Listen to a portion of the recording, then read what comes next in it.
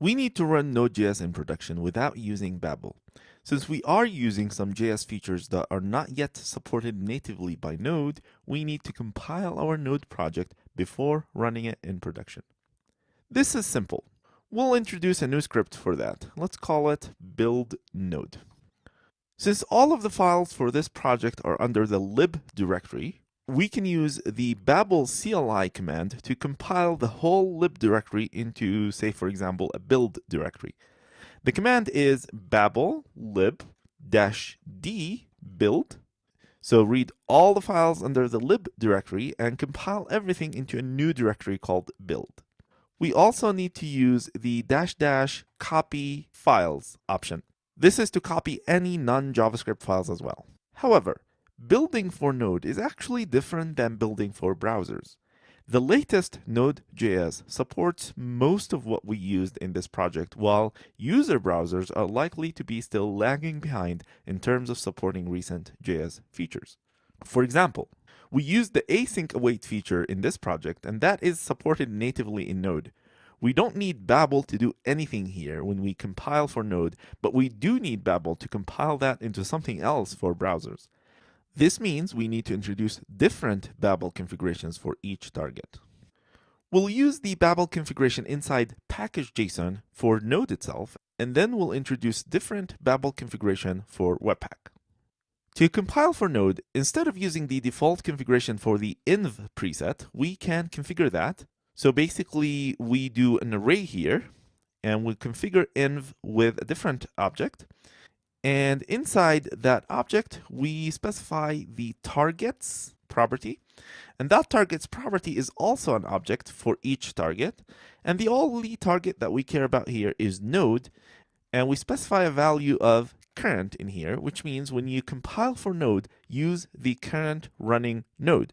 So, for example, if the current running node supports things like async await, Babel would not compile that into something else. Also, instead of compiling with stage 2 presets, we can specify the list of plugins that we actually used, and we used 2 of them. We used class properties, and the plugin name for that is transform class properties. We also used the object spread operator, and the plugin name for that is transform object rest spread. So Babel allows you to be this specific about the plugins that you're actually using and what you need to compile. So let's go ahead and test this new script. We do yarn build node. And you'll notice how we now have a build directory that was compiled out of the lib directory. It has the exact same structure, but inside the build directory, all the features that are not yet supported by Node, like for example import, will be converted into something that Node understands, but features like for example async await are not compiled because those are supported by Node natively. So the build directory is something that we should ignore as well because it's generated. If we now run Webpack to compile the React application for browsers, it's going to use these exact same settings. But I don't want to do that. I don't want to compile for the node target. I want to compile for the browser's target. And if I don't specify a configuration object for the env preset, it will assume that we want to compile all the features into something that the browsers understand. So to override the Babel settings for just Webpack, we can change the configuration that we do for the rules in here.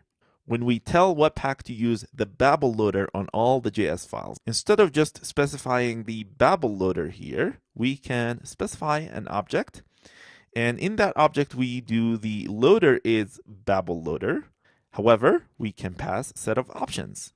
And in here, we can override the presets to be used by Webpack when compiling JavaScript. So in here, we can go back to just using React, env without any configuration, and stage 2 as well. So let's go ahead and test. We do yarn build Webpack. So now we're compiling Babel with 2 configurations. One configuration for Webpack, which is what we're going to take to the browsers, and another configuration for just Node.